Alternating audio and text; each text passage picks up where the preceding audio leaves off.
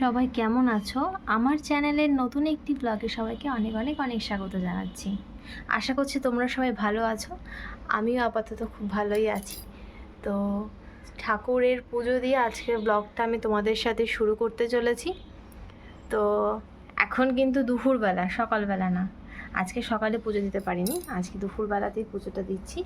সেজন্য তোমাদের সাথে ভাবলাম যে চলো শেয়ার করি, এখান থেকে আজকের ব্লগও শুরু করি। তোমাদের সাথে ব্লগ করা হয়ে গেল, তোমাদের সাথে শেয়ার করা হয়ে গেল, আর আমার পুজোটাও তোমরা কি দেখে না আমি আবার কিভাবে করি। তো আমার ঘরে ঠাকুর কি কি আছে, কি কি বিগ্রহ আমি পুজো করি তোমরা তো সকলেই সেটা জানো। আর আমি সারাটা দিন কিভাবে কাটাই সেই ব্লগও একটা বা দুটো হয়তো আপলোড করা হয়েছে। তো আমার দিনটা শুরুই হয় পুজো দিয়ে, কিন্তু আজকে বলে না, মাঝে মধ্যে কিছুদিন আমি দুপুরবেলাতেও পুজো দিই স্নান করে, আর কোনো দিন সকালেও স্নান করে পুজো দিয়ে নিই। তবে বৃহস্পতিবারটা অবশ্যই আমি সকালেই স্নান করে পুজো দিই। অন্য দিনগুলোতে একটুখানি রুটিন চেঞ্জ হতেই থাকে। তো এটা আজকে হচ্ছে যেহেতু সোমবার, তাই জন্য আমি গাছের থেকে বেলপাতা তুলে নিয়ে এসেছি। গাছে আমাদের বেল গাছ ছিল শ্বশুর বাড়িতে, তো সেটা কাটা হয়ে গেছে, কিন্তু ছোট একটা আছে, সেখান থেকে আরও চারা বেরিয়েছে, সুন্দর সুন্দর পাতা বেরিয়েছে। তো সেখান থেকে আমি স্নান করে গিয়ে পাতা তুলে আনলাম। আর এই সাদা ফুলগুলো আমাদের গাছেরই ফুল, এগুলো আমার শাশুড়ি মা সকালবেলা তুলে নিয়ে এসেছেন পুজো দেওয়ার জন্য। তো এগুলো দিয়ে আজকে সব মানে গাছের ফুল, গাছের বেলপাতা দিয়ে আজকের পুজো হচ্ছে। কোনো কেনা ফুল আজকে নেই বাড়িতে, আনতে হবে, কালকে হয়তো নিয়ে আসা হবে। আর আমি মানে একটু সাজিয়ে গুছিয়ে পুজো করতে আমার বেশ সুন্দর লাগে, ছোটোবেলা থেকেই বেশ ফুল দিয়ে সুন্দর করে সাজাবো, দেখতেও বেশ ভাল লাগে আর মনটাও বেশ ভাল লাগে পুজো করার সময়। তো আর আজকে সকালে যখন আমি গোপাল তুলেছিলাম তখনই সমস্ত ঠাকুর দেবতাকে আমি স্নান করিয়ে রেখেছিলাম। এখন শুধু চন্দন দিয়ে ফুল দিয়ে আমি তাদেরকে সেবাটা দিয়ে দিলাম।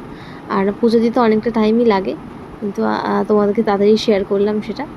আর তোমরা না অনেকে অনেকভাবে সিঁদুর পড়ো, জানি সিঁদুর পড়ার অনেক নিয়ম। তোমরা কে কীভাবে সিঁদুর পড়ো আর সঠিক নিয়মটা কি আমাকে অবশ্যই জানিও। আমি তো এই নিয়মটা সম্পর্কে কিছুদিন হলো অবগত হয়েছি যে 5 জায়গায় সিঁদুর পড়তে হয়: সিঁথিতে, কপালে, কণ্ঠে আর শঙ্খে আর বস্ত্রে, এবং প্রত্যেকটার জন্য আলাদা আলাদা মন্ত্র উচ্চারণ করতে হয়, কৃষ্ণের মন্ত্র। তো এতক্ষণ ভয়েস ইন্ট্রো দিচ্ছিলাম, এতক্ষণ পর আমি তোমাদের সামনাসামনি কথা বলছি। তো এখন বাজে দুপুর 2:30, আমার স্নান করে পুজো করা কমপ্লিট। এখন দুপুরের খাবার খেয়ে নেবো।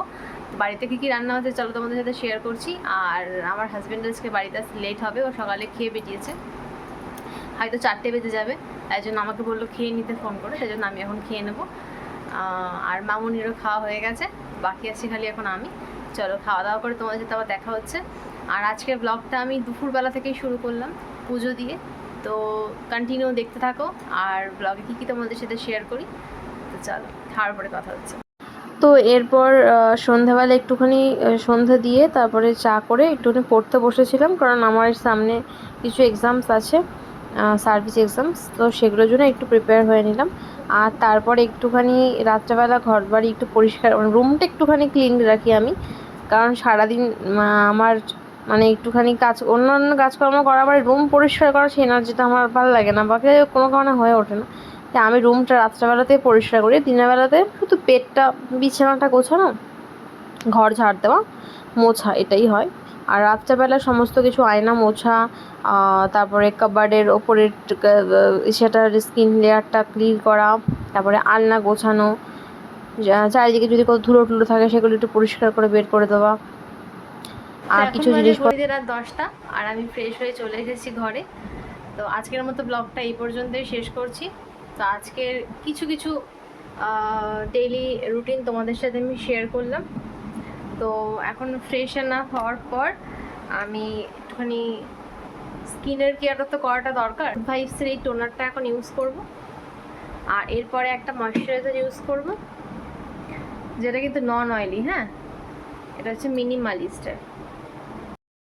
তো আজকে দুপুরে তো রান্না হয়েছিল ইলিশ মাছের সর্ষে বাটা, কচুর শাক, ইলিশ মাছের মাথা দিয়ে টক ডাল আর পটল ভাজা। কিন্তু রাত্রেবেলা এগুলো কোনো কিছুই ও খাবে না, ওর ইচ্ছা হচ্ছে আজকে আলুর চোখা আর ঘি দিয়ে ভাত খাবে। তো ঘিটা অ্যাভয়েডই করে, কিন্তু আজকে হঠাৎ ইচ্ছা হলো, সেজন্য ওর জন্য আলুর চোখা বানিয়েছি।